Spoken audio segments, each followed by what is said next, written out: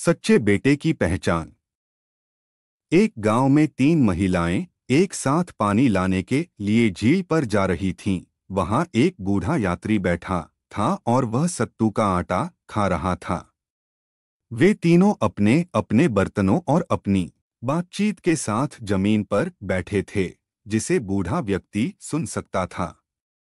एक महिला ने दूसरी से कहा, ताई, जब पंडित तोताराम के शिष्य मेरे बेटे शास्त्री के रूप में घर आए तो उन्होंने गांव में हंगामा किया। सब उसकी तारीफ करने लगे। वह कुछ अशुभ कहता है कि यह जल्द ही भुगतान करेगा और सुनेगा। वह आकाश में सितारों को गिनता है और उन्हें नाम देता है। वह स्वर्ग में सब कुछ जानता है। यमराज अपने यमलोक में हैं और न्याय देना जानते हैं। उसे भैरव की सभी जनजातियों के नाम, यमदूतों के नाम, नरक के स्थानों के नाम याद हैं। पता नहीं वह भगवान की लीला को कैसे जानता है। पंडित विवाह का विज्ञान जानते हैं, इसलिए कोई उनका विरोध नहीं करता। मुझे ऐसे पंडित को जन्म देने का सौभाग्य मिला। मैं जहां भी जाती हूं वे मुझे इशारा करते हैं और कहते हैं, देखो वह शास्त्री की माँ है। वह पानी भरने जा रही है। उसकी कहानी सुनने के बाद दूसरी महिला ने कहा, सखी, मेरे बेटे को सुनना है।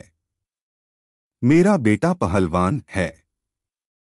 उनके जैसा पहलवान 5-10 गांवों में नहीं देखा जाएगा। वह सुबह शाम 500 सूर्य नमस्कार करता है। वह अखाड़े में अन्य पहलवानों के साथ कुश्ती करता है। वास्तव में किसी भी पहलवान ने उनसे इतनी प्रसिद्धि अर्जित नहीं की है। मैं इसे खाना बनाती हूँ और रोजाना खिलाती हूँ। वह खाने पीने के बाद हाथी की तरह घूमता है। एक किसान ने मेरी तरफ देखा और अपने बेटे से कहा कि यह उस पहलवान की माँ है जिसने कल्लू नताला को घेर कर जीत हासिल की थी। वास्तव में लड़के की महानता के बारे में सुनकर मुझे बहुत खुशी हुई। दोनों की कहानी सुनकर तीसरी महिला चुप रही।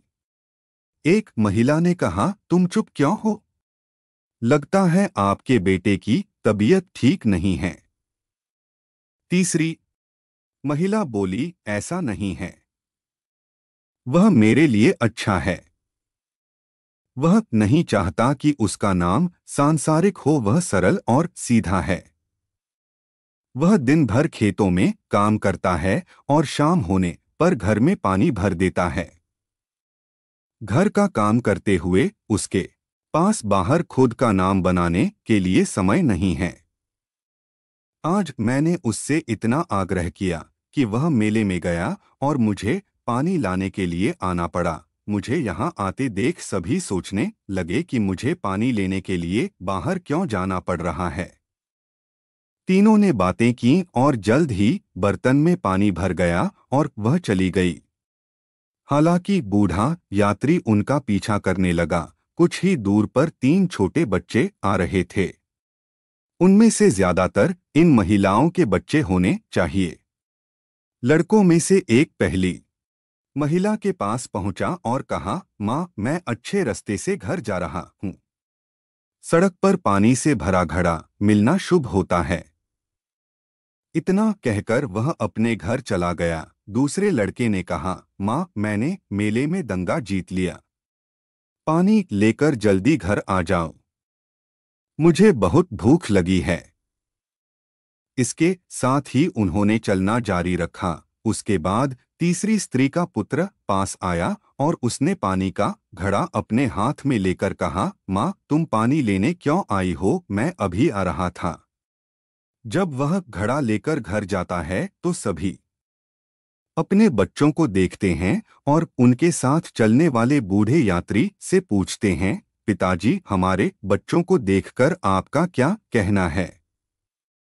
बूढ़े ने अपनी दाढ़ी पर हाथ हिलाया और कहा, बच्चों के बारे में कुछ बताओ, लेकिन मेरी राय में तीनों में एक लड़का है जो अपने ही बेटे के रूप में जाना जाता है। पहले दो अपनी मां के गर्भ में पैदा हुए और उनका निधन हो गया। तीसरा लड़के का शरीर अलग हो जाता है, लेकिन उसका मन मां के मन से मिलता है। मैं उनकी आत्मीयता के कारण उन्हें पुत्र मानता हूं।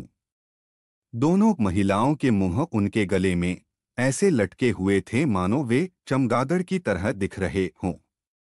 उसकी हालत एक पेड़ पर उल्टा लटके हुए चमगादड़ जैसी थी। शिक्षा व्यक्ति महानता से नहीं तो अपने संस्कार से चमकता है। अगर आपको भी ये मोटिवेशनल कहानी अच्छी लगी हो तो कमेंट, शेयर और सब्सक्राइब जरूर करें।